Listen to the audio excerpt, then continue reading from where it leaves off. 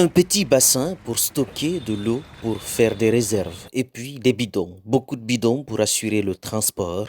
Pour ce jeune garçon, c'est le quotidien, un exercice qu'il opère matin et soir, une eau précieuse obtenue grâce à un forage.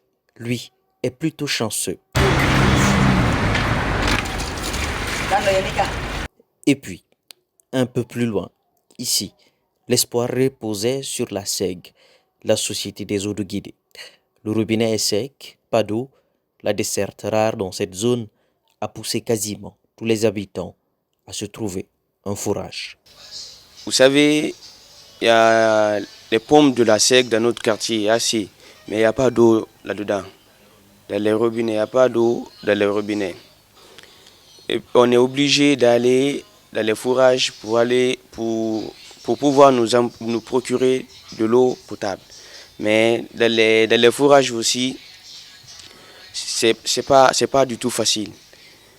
Les fourrages, parfois, les fourrages travaillent avec de l'eau et du courant. S'il n'y a pas de courant, il n'y a pas d'eau.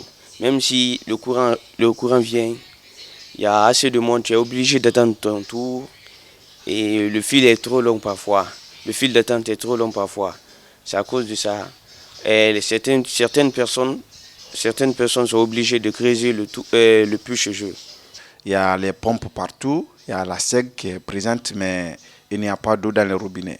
Donc ça, c'est un vrai calvaire pour nous, alors qu'on aime le dire souvent, on qualifie notre continent, surtout la Guinée, comme le château d'eau d'Afrique de l'Ouest, mais nous sommes vraiment en manque d'eau et cela nous cause beaucoup de problèmes parce qu'on ne peut pas vivre sans l'eau, l'eau est indispensable à la vie. C'est pourquoi dans toutes les concessions, nous voyons des cuves. N'importe quelle concession que vous voyez des cuves sur le toit, c'est que l'intéressé utilise le forage. L'intéressé utilise l'eau, donc il a fait creuser à l'aide du forage et non l'eau de la SEG. En effet, la SEG, c'est la société nationale qui a la charge d'assurer la desserte du fameux liquide. Finalement, rien. Alors, dans nombre de quartiers, la solution reste partout la même, creuser son propre forage, et le budget pour le Guinéen moyen est énorme. Que les forages donc, que nous creusons, on pêche à cher, non seulement pour creuser un forage. Ils vont te demander des fois 30 millions, 25 millions. Nous, chez nous, ici, pour nous, on a creusé pour nous à 25 millions. Et ça a été indiscutable. Quand ils viennent, c'est que tu es prêt, on fait ton travail. Tu n'es pas prêt, on ne fait pas ton travail.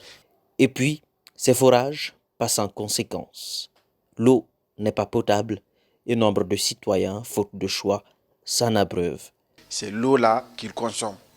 Or que l'eau qu'ils consomment là, des fois est infectée.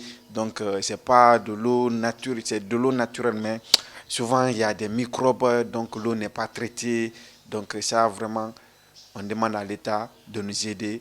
Finalement, une préoccupation subsiste. Quel avenir pour ces forages? Les risques sont néanmoins connus. Certains quartiers sont déjà confrontés à une fragilisation des terrains, des maisons fissurées. On évoque d'emblée des risques d'effondrement des habitations.